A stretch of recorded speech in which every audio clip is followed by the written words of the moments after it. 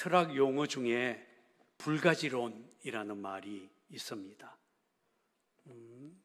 이것은 토마스 헉슬리라는 사람이 처음 사용한 단어인데, 쉽게 말하면 신의 존재에 대해서는 우리가 알 수 없다라고 하는 주장입니다. 불가지론자들은 하나님이 없다고 하는 무신론자들은 아니지만, 그렇다고 하나님이 살아 계시다고 믿는 사람도 아닙니다. 그저 알 수 없다라고 말합니다. 문제는 오늘날 이런 불가지론자들이 점점 많아지고 있다는 것입니다. 소위 지성인이라고 부르는 사람들 중에는 하나님에 대해서 아주 모호한 입장에 서는 경우가 많습니다. 심지어 그리스도인이라고 자처하는 사람 중에도 하나님의 존재는 인정하지만 하나님과의 인격적인 교제를 나누는 것에 대해서는 부정적으로 보는 사람이 있습니다. 그런 사람들에게 있어서 하나님은 여전히 저 멀리 있는 존재, 우리가 알 수 없는 그 어떤 존재일 뿐입니다. 그러나 성경은 그렇게 말하지 않습니다. 하나님은 창조주이십니다. 우리 인간을 하나님의 형상대로 창조하셨을 뿐 아니라 우리에게 오십니다. 우리에게 말씀하시고 우리와 인격적인 관계를 맺고 있는 분이시다라고 증언합니다. 인간은 생각하는 갈대라는 명언을 남긴 파스칼이라는 사람을 아마 아실 것입니다. 그는 수학자요, 과학자요, 철학가였습니다. 그는 1654년 11월 23일 요한복음 17장을 읽다가 저녁 10시 반부터 다음날 새벽 0시 30분까지 살아계신 하나님을 깊이 경험하게 됩니다. 이때 그에게 어떤 일이 일어났는지에 대해서는 구체적인 상황을 알 수는 없지만 매우 신비한 시간이었다는 것을 충분히 짐작할 수 있습니다.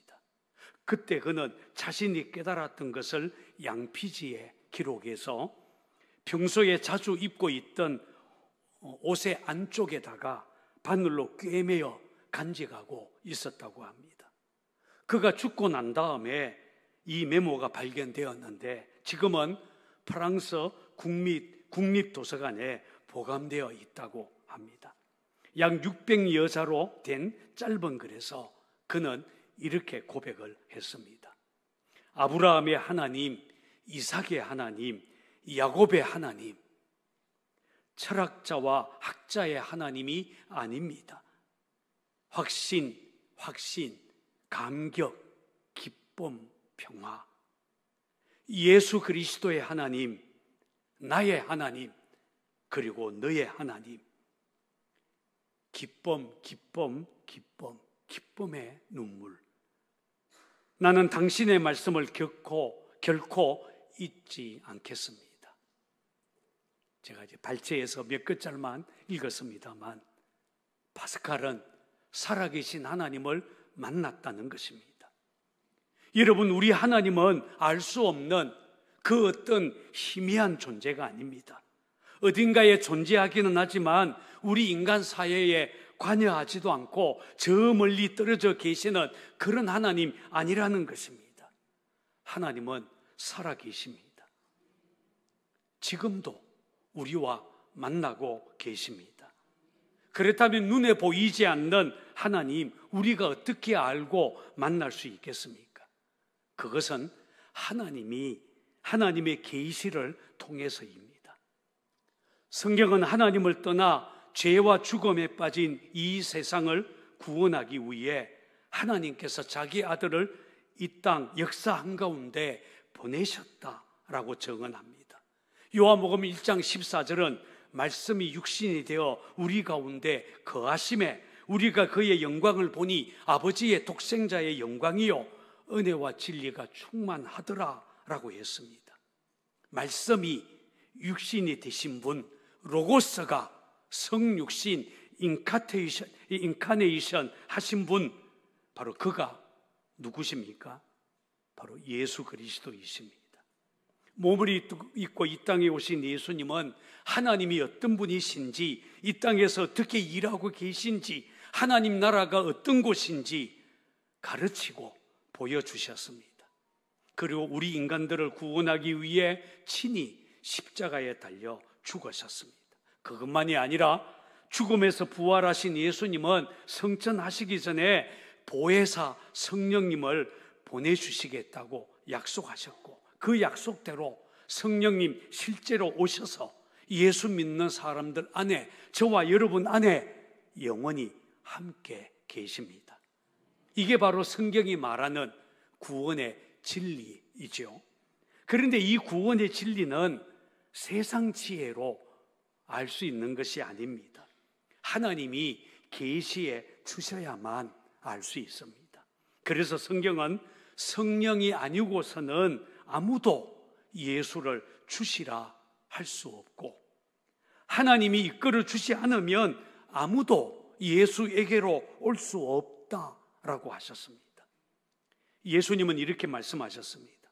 하늘과 땅의 주님이신 아버지, 이 일을 지혜 있고 똑똑한 사람들에게는 감추시고 어린아이들에게는 드러내어 주셨으니 감사합니다. 이것은 아버지의 은혜로운 뜻입니다. 아버지 밖에는 아들을 아는 이가 없으며, 또 아들이 계시하여 주려고 하는 사람 밖에는 아버지를 아는 이가 없습니다. 요즘 우리는 매주일마다 구약 열왕기서를 통해 엘리야 시대에 일어났던 예언운동에 대해서 말씀을 나누고 있습니다. 엘리야가 활동했던 당시 이스라엘에는 하나님 신앙, 저 삶의 변두리로 내몰리고 대신 하나님 이야기 대신 사람 이야기, 인간들 이야기, 돈 벌고 먹고 사는 세상 이야기로 가득했었습니다. 요즘 우리 시대와 같이 불가지론자들, 종교적인 혼합주의에 빠진 사람들이 대부분이었다는 것입니다. 이때 하나님은 그들을 갈멜산으로 초대해서 살아계신 하나님, 응답하시는 하나님을 보여주시고자 했습니다. 오늘 우리가 읽은 본문에 보면 드디어 엘리야, 아합왕을 만나게 되었습니다.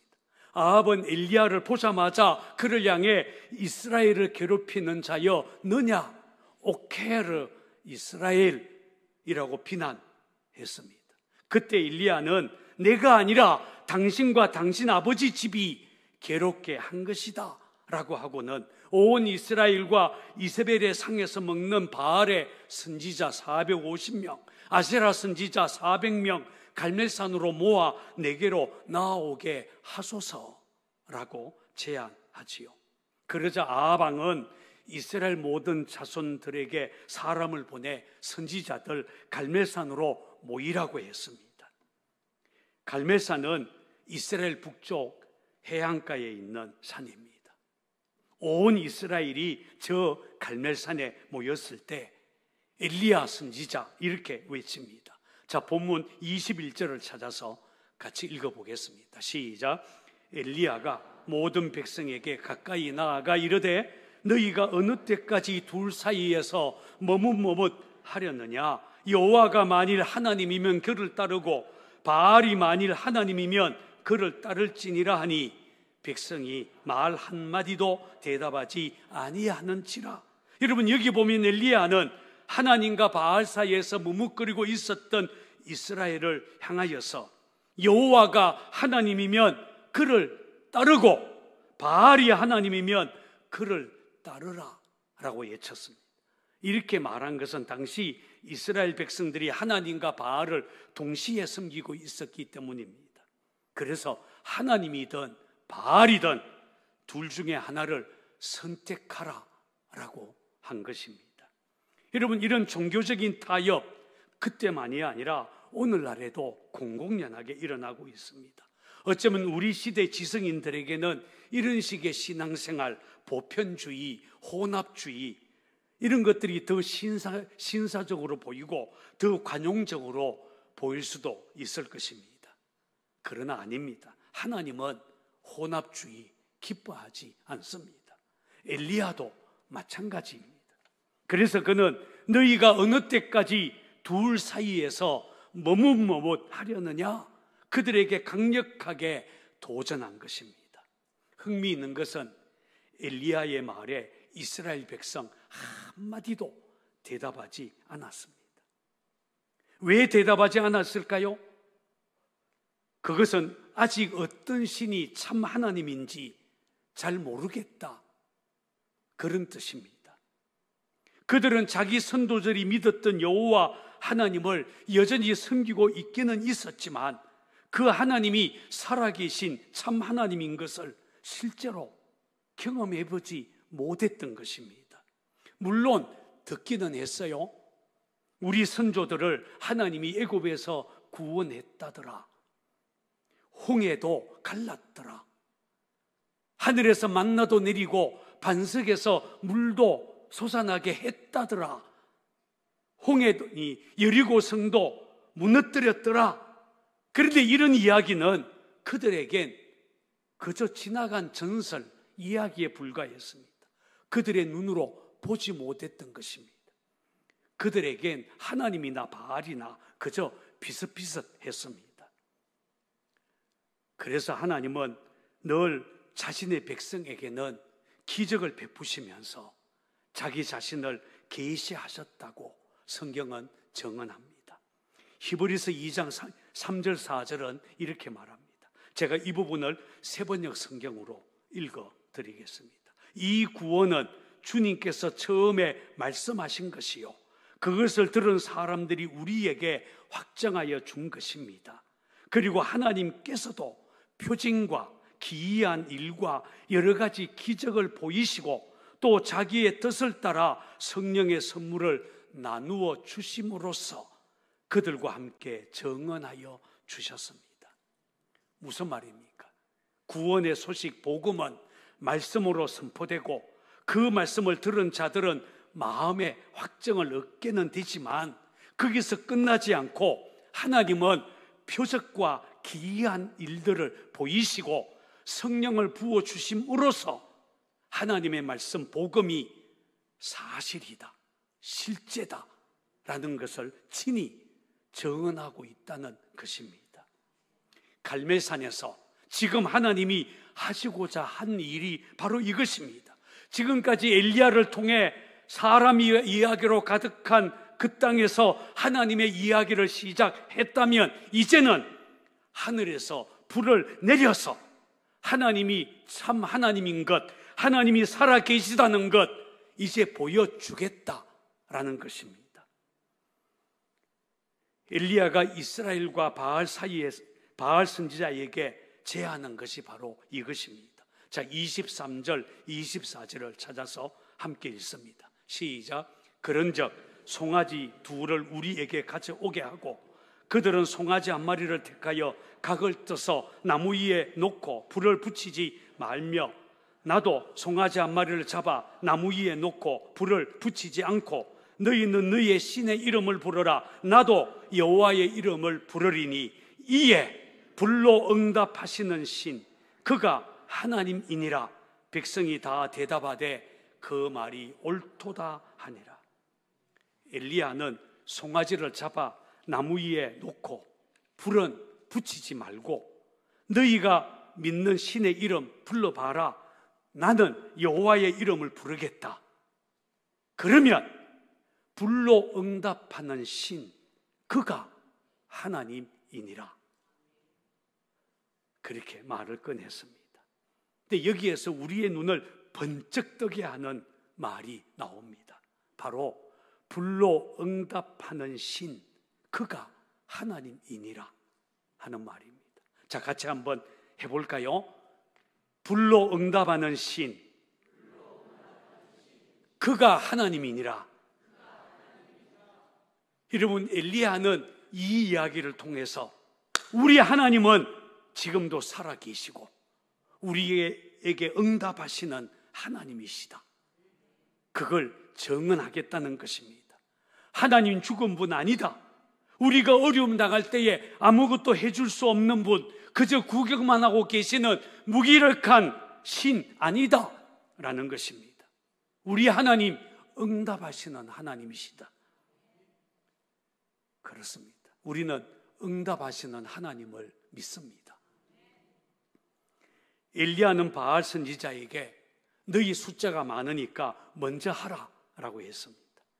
그러자 그들은 송아지를 잡고 아침부터 낮까지 바알의 이름 부르기 시작했어요.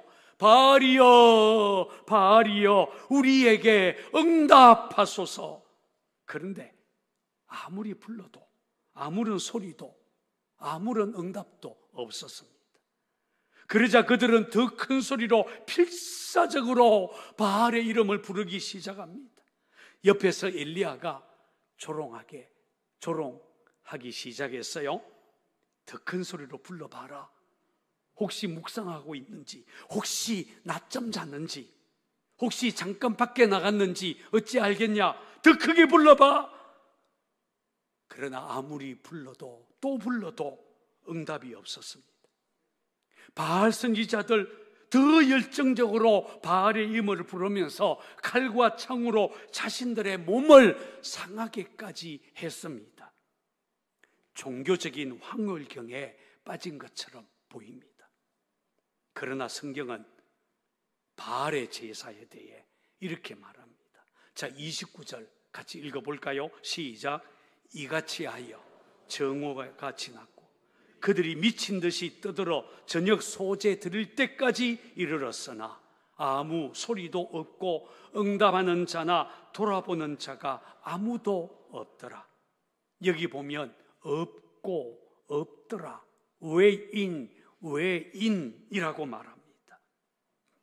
아무 소리 없었습니다. 응답하는 자, 돌아보는 자 없었습니다. 왜 바알 선지자가 그렇게 열정적으로 소리쳤지만 아무 응답이 없었을까요? 그것은 바알신, 사람들이 만들어 놓은 거짓신이기 때문입니다. 바알은 죽은 신입니다. 하늘에서 불을 내려줄 수 있는 그런 신 결코 아닙니다. 응답 없는 신, 아무 힘이 없는 신일 뿐입니다. 그런데 여러분, 이 응답 없는 신을 섬기는 사람들이 이 땅에 얼마나 많은지 모릅니다. 저는 이 말씀을 읽으면서 혹시 우리가 드리는 예배가 그렇지 않을까라는 생각을 해봤습니다. 우리가 주일에 모여 하나님께 예배 드리지만 우리의 예배에 불이 임하지 않는다면, 찬송 부르고 기도하고 설교 듣고 그러는데도 우리 안에 성령의 불 임하지 않는다면 그 예배 바알의 제사와 다를 바가 뭐가 있겠냐? 혹시 여러분의 예배에는 불이 임하고 있습니까? 너무 심각한 질문이라서 대답조차 못하겠어요? 한 번 더 묻겠습니다. 여러분이 드리는 예배에는 불이 임하고 있습니까? 바알의 선지자 온 힘을 다해 열정적으로 제사했지만 아무런 응답이 없었습니다. 겉으로 보면 바알의 제사 경건하게 보일 수 있습니다. 예술적일 수 있습니다. 그들 스스로 힘을 내어서 종교적인 황홀경에 이르기도 했습니다. 그럼에도 성경은 아무 소리 없었다, 응답하는 자, 돌보는 자 없었다라고 말합니다. 드디어 엘리야 차례가 되었습니다. 엘리야는 이스라엘 백성들에게 가까이 오라고 했습니다. 그리고 두 가지 일을 했어요. 첫째는 무너진 여호와의 제단을 수축하는 일이었습니다. 12개의 돌을 취해서 무너진 제단 다시 샀습니다. 여기서 무너진 여호와의 제단이라는 말이 우리의 마음을 아프게 합니다. 아마 당시에 갈멜산에 하나님께 예배하는 제단이 있었는데 이세벨이 여호와의 제단을 헐고 하나님의 선지자들을 죽였을 때 갈멜산의 제단이 무너졌던 것 같습니다. 무너진 여호와의 제단, 갈멜산만이 아니었습니다. 수많은 제단, 기도의 제단들이 다 무너졌습니다. 지금도 마찬가지입니다. 요즘 우리 시대에도 여호와의 제단 많이 무너져 가고 있습니다. 기도원들 문을 닫고 산기도 사라지고 있습니다. 우리 개인도 마찬가지입니다. 주일 성수가 희미해지면서 주일날 교회에 모여 예배하는 우리의 예배 무너져 가고 있습니다. 기도의 제단, 새벽 기도 힘들어지고 있습니다. 그런데 엘리야는 그 무너진 제단 다시 쌓기 시작했습니다.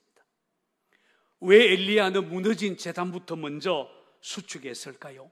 그것은 예배의 중요성 때문이었습니다. 누가 뭐라고 해도 예배는 이스라엘의 존재 이유요, 하나님 신앙의 기본입니다. 하나님의 백성이 해야 할 첫 번째 일은 바로 예배입니다. 그들은 성막으로 나아가 예배하며 하나님 만났고 하나님 말씀 들었습니다. 이스라엘은 실로 예배 공동체였습니다. 우리 역시 마찬가지입니다. 우리는 예배를 통해 하나님 만납니다. 찬송과 기도로 그분 앞에 나가고 하나님의 말씀 듣고 세상을 이길 힘도 없고 지혜도 없습니다. 우리의 영이 살아납니다. 하나님 백성에게 가장 소중한 것 예배라는 것입니다. 혹시 여러분의 예배 무너지지 않았습니까? 세상 어떤 일보다, 사람 만나거나 돈 버는 일보다 예배가 더 우선이다, 그렇게 믿습니까? 엘리야가 두 번째 한 일, 제단 주위에 도랑을 파고 나무를 벌리고 송아지를 잡아 각을 떠서 나무 위에 놓은 다음 통 넷에 물을 채워서 번제물과 나무 위에 부었습니다. 그러자 제단이 물에 푹 젖었고 나무, 번제물, 물에 다 젖었습니다. 제단 주변에 판 도랑에도 물을 가득 채웠습니다. 도무지 이해할 수 없는 행동을 한 것입니다. 어쩌면 옆에 서 있었던 이스라엘 백성들 깜짝 놀랐을 것입니다. 아니, 물을 붓다니, 하늘에서 불이 내려와서 나무도 태우고 번제물도 태워야 되는데 젖은 나무에 어떻게 불이 붙으려고? 무려 12통의 물이 부어져서 나무와 제단이 푹 젖어 버린 것입니다. 한번 상상해 보시기 바랍니다. 물에 젖은 나무, 물에 젖은 번제물, 불이 붙어 타오를 수 있을까요? 자, 그런데 물에 젖은 나무와 이 번제물 무엇을 상징하는지 혹시 눈치채셨습니까?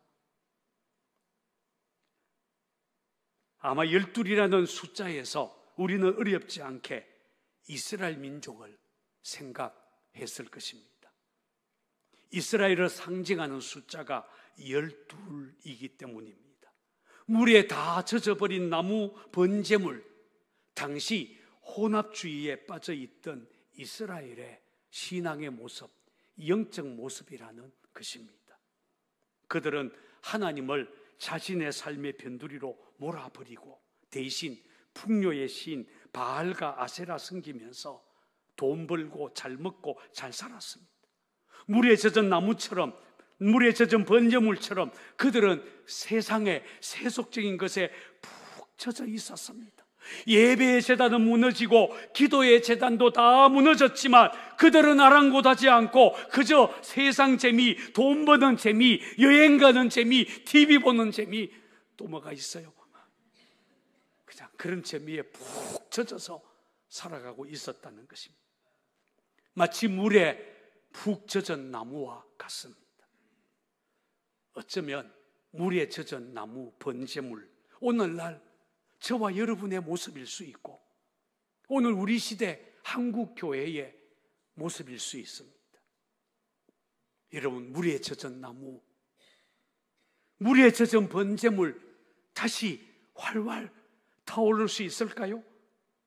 하나님을 떠나서 죄에 젖어 살던 이스라엘 다시 믿음으로 일어날 수 있겠습니까?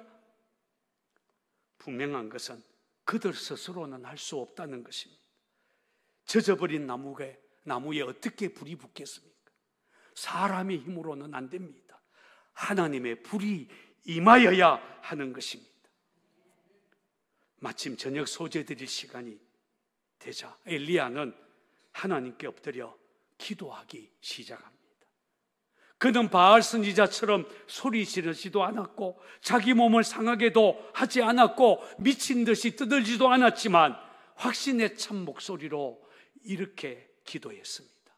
아브라함과 이삭과 이스라엘의 하나님 여호와여, 주께서 이스라엘 중에서 하나님이신 것과 내가 주의 종인 것과 내가 주의 말씀대로 이 모든 일을 행한 것을 오늘 알게 하옵소서. 여호와여, 내게 응답하옵소서. 내게 응답하옵소서.